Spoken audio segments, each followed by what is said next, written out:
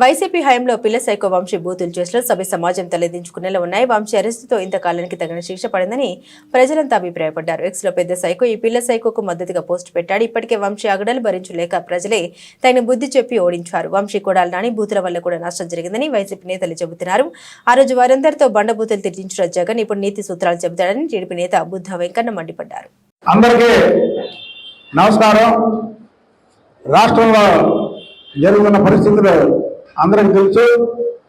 ఏదైతే పిల్ల సైకో ఒక దళితుడని కూడా చూడకుండా అతన్ని బెదిరించి కిడ్నాప్ చేసి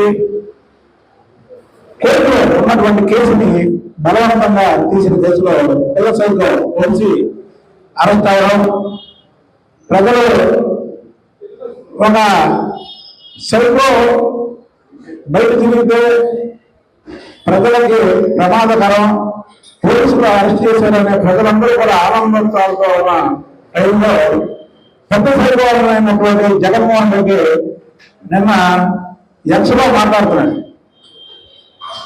అసలు జగన్మోహన్ రెడ్డి నిన్న ఎక్స్లో మాట్లాడినటువంటి తీర్పు అయితే జగన్మోహన్ రెడ్డి గురించి పరాకాష్ఠకు తెలియదు అనుకుంటున్నాను.